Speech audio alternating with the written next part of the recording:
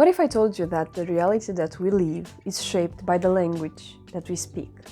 There are some interesting questions about quantum physics and about reality and about questioning the reality that you live in. I'm a big fan of the Matrix movie, and I'm a big fan of this belief that what you think here is what you see outside. As a linguist, I have always been passionate about languages and cultures. And I realized something. I realized that people are different. And not only that people are different, but people live in different realities. So why is that? And how can we, as humanity, how can we come together and meet the common ground? First of all, we should understand that indeed, the language that you speak and the culture that you live in influence a lot how you perceive reality. There are some languages that have more than one word to express snow, for instance, while in other language this doesn't exist. So, understanding different cultures, understanding our differences is the first step to create a common reality.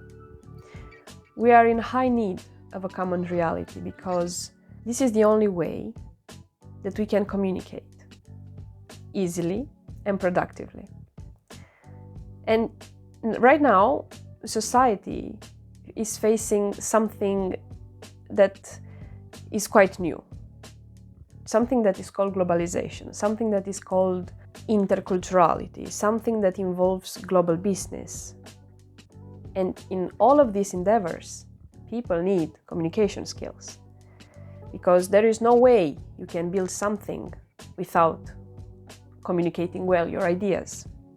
So especially when you work in a team and your team is composed of different people that come from different cultures, it's extremely important to know how to deliver your message and how to make yourself understood. But at the same time, you must take into consideration that people don't have the same backgrounds that you have. So you must be aware on how you transmit your message. So on this channel, I want to talk to you about the importance of intercultural communication and the importance of acquiring intercultural skills. Because we are living in a world that is more and more globalized. And communication is something that wasn't that easy to acquire before. It was hard to communicate with a person from another country 100 years ago, for instance.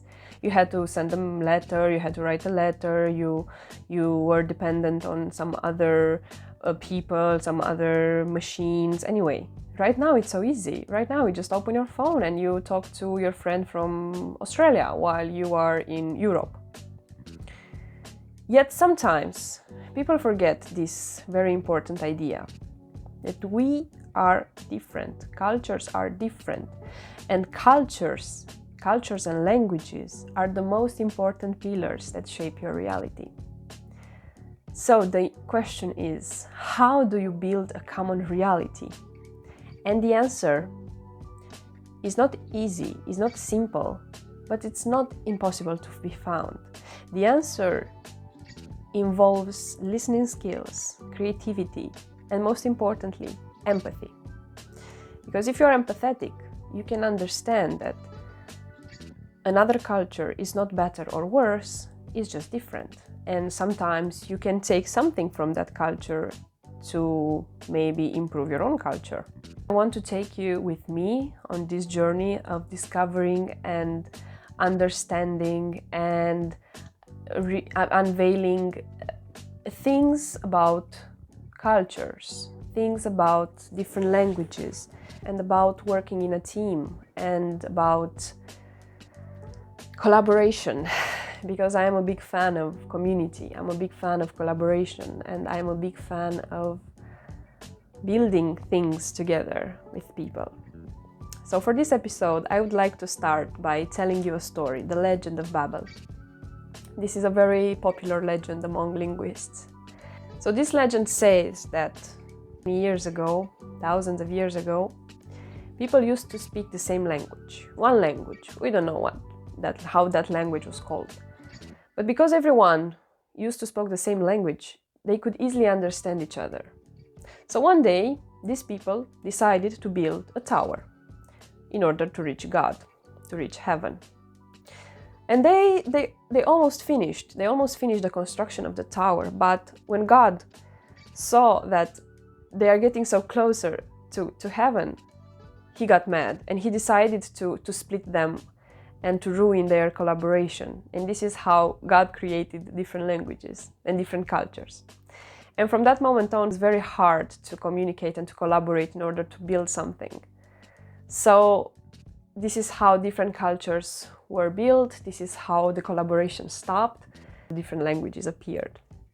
This is just a legend, of course, but it's a very beautiful legend. And I think that we could do a bit of reverse engineering in order to understand that in order to build something with other people, you need communication, because without communicating your idea, you cannot build, you cannot make yourself understood, and the other ones cannot understand you.